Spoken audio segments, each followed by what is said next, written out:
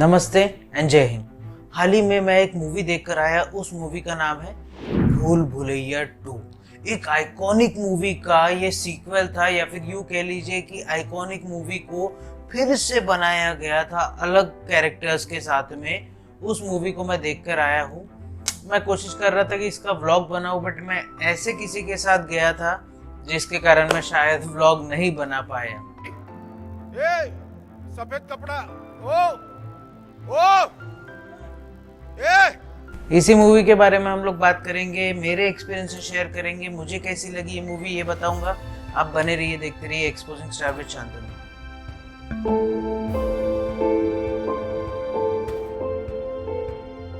तो हाल ही में मैंने एक मूवी देखी, उस मूवी का नाम है भूल भुलैया 2।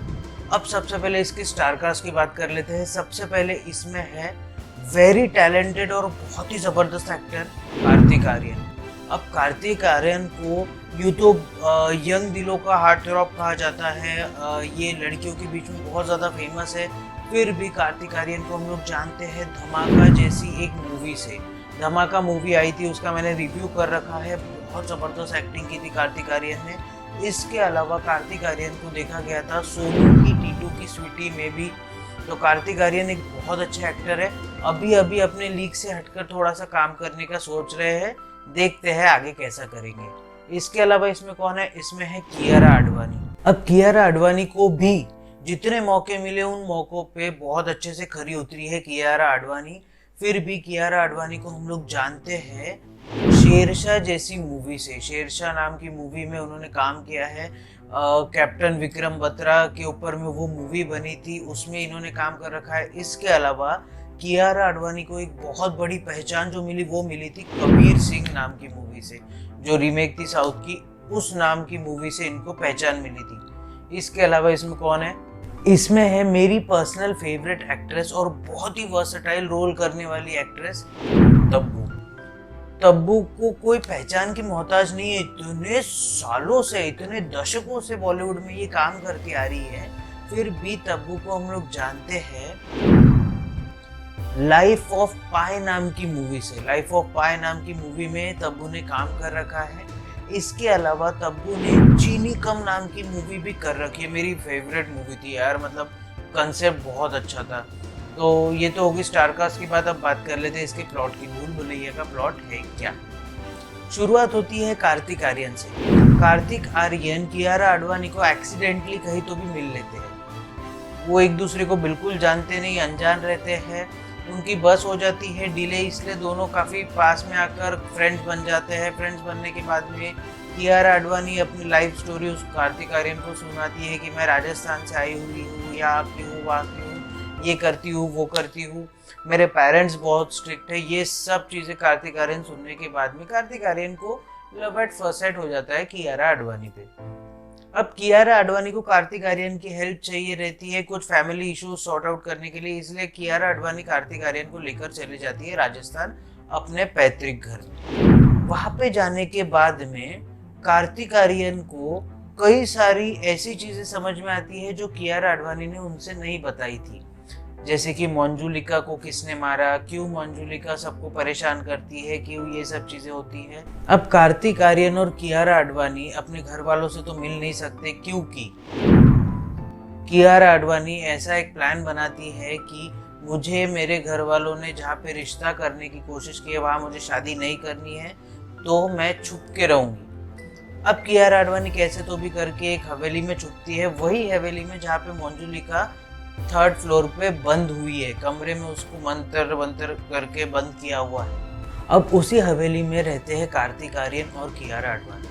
अब कैसे तो भी गांव में ये बात फैल जाती है कि उस भूतिया हवेली में कोई 2 लोग रहने आए हैं। अब कार्तिक आर्यन वहाँ पे अकेले फंस जाते हैं, क्योंकि कियारा आडवाणी अपने परिवार के सामने नहीं आ सकती।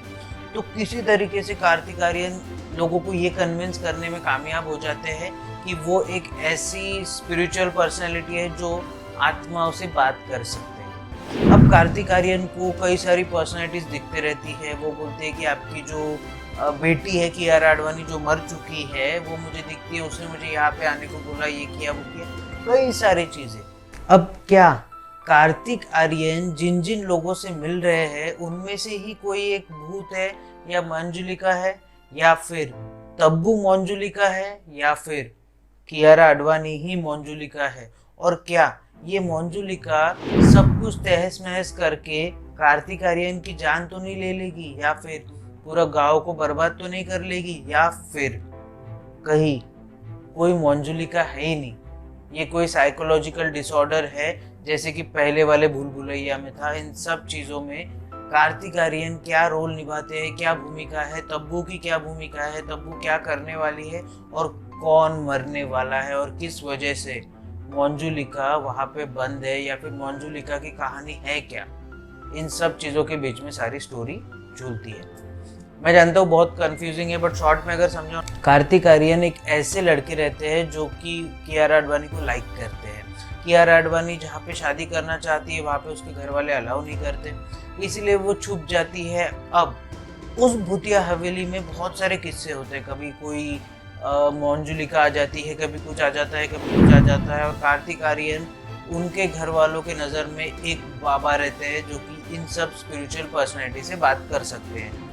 अब क्या कार्तिक आर्यन सही में कोई स्पिरिचुअल बाबा है, या फिर उनको सही में कोई ऐसा सिक्स सेंस है कि वो भूतों से बात कर सकते हैं या नहीं, या फिर कियारा आडवाणी कहीं कार्तिक आर्यन को बहला फुसला कर तो उस हवेली में नहीं लेकर आई है, कोई कार्तिक आर्यन का कोई पिछला पास तो नहीं है।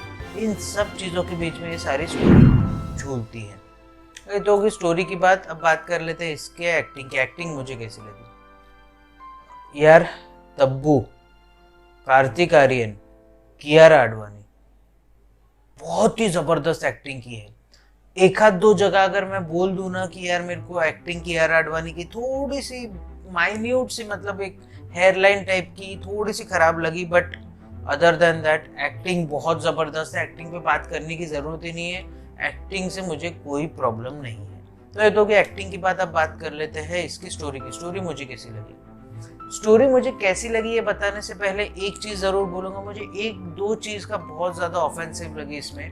पहले तो ये कि इसमें ना पंडित लोगों को बहुत ही नीचा दिखाने की कोशिश की है, मैं उससे बहुत ज़्यादा खुश नहीं हूँ। दूसरा, रंधावा को भी इन्होंने नीचा दिखाने की कोशिश की है। आपने वो डायलॉग सुना होगा कार्तिक आर्यन का कि हम रंधावा है, मुसीबत देख के ही निकल लेते हैं। भाई हमने देखे हुए हैं कई सारे हमारे जवान लोग जो फौज में है वो भी रंधावा है, और वो निकलते नहीं है, वो दुश्मन को पीछे भगाते हैं।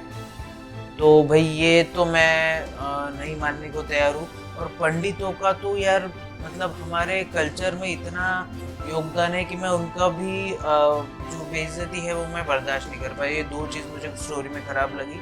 अब आते हैं स्टोरी मुझे कैसी लगी। यार देखो, पहले वाले से बिल्कुल कंपेयर करना नहीं, क्योंकि अक्षय कुमार एक लेजेंड है, मतलब उनकी कॉमिक टाइमिंग नो डाउट उसको कोई बीट नहीं कर सकता। पर हाँ, कार्तिक आर्यन ने जिस तरीके की स्टोरी को एक डिपिक्ट करने की कोशिश की है ना, स्टोरी ठीक ठाक सी है। मतलब वन टाइम वॉच, एक बार जाके देख लो, क्योंकि फर्स्ट देखा ये सबने, तो सेकंड भी एक बार देख लो, कोई समस्या आने नहीं वाली है। बट हाँ, ये ज़रूर कहूँगा कि इसमें बहुत सी गलत चीज़ें हैं जो पंडितों को लेकर दिखाई है, रंधावा को लेकर दिखाई है, तो उसको मैं एंडोर्स नहीं करता और मुझे वो पसंद भी नहीं आई है। बट अदर देन दैट ठीक है, मतलब स्टोरी बहुत अच्छी नहीं है, बहुत ख़राब नहीं है, वन टाइम वॉच है, आप देख ज़रूर सकते हैं अगर आपकी इच्छा है तो। और कार्तिक आर्यन की एक्टिंग के लिए ज़रूर देखिएगा। मतलब हम लोग कॉमिक टाइमिंग की अगर बात भी करें तो अक्षय कुमार के लेवल को तो मैच नहीं किया है, बट हाँ, कार्तिक आर्यन ने एक अपना ऑरा उसमें क्रिएट करके रखा है, तो कार्तिक आर्यन की एक्टिंग अच्छी है। अगर आपकी इच्छा है तो जाके ज़रूर ज़रूर ज़रूर देखिएगा, वन टाइम वॉच है मूवी। और आप क्या कर सकते हैं, अपने हाथों की सफाई का ज़रूर से ध्यान रखिए, बार बार अपने हाथों से अपने चेहरे को मत छूइए। इसके अलावा सोशल डिस्टेंसिंग का ध्यान ज़रूर रखिए, मतलब अपने में और अगले में कम से कम 10 से 12 फीट का अंतर रखिए। इसके अलावा भारत में बनी कोरोना वैक्सीन कई प्रक्रियाओं से गुजरने के बाद आप तक पहुंच रही है, तो जब भी आपकी बारी आए कोरोना वैक्सीन ज़रूर लगवाइए। इसके अलावा जब भी आप अपने घर से बाहर निकले, अपने चेहरे को फेस मास्क से कवर करना ना भूलिए, इससे आप खुद की भी रक्षा कर पाएंगे और औरों की भी रक्षा कर पाएंगे। इसके अलावा अगर लाइफ में कभी आपको लो फील हो, कोविड की वजह से आपकी जॉब चली गई हो, आप पे इकोनॉमिक क्राइसिस आ गए हो, या कोई भी आपको प्रॉब्लम हो, तो इसके बारे में अपने घर वालों से बात कीजिए, जानने पहचानने वालों से बात कीजिए। डिप्रेशन में मत जाइए, डिप्रेशन को मार के इंडिया से भगाइए।